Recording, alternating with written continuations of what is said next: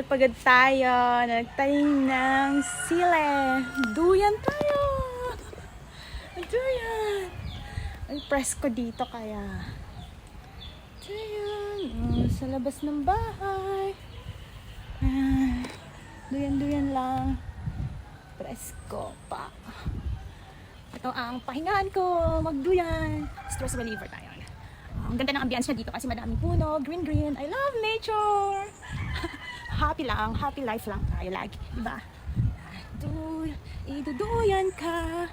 Ayan, tingnan. Daming green. Bahay. Tara! Masaya lang. Napagod. Ito yung sahod ko. Kain ng ice cream. Pag pagod ako, kuha lang ako sa ref. Pawis. Naghalo na yung pawis ko sa ice cream. No. Mekos na. Pawis versus ice cream.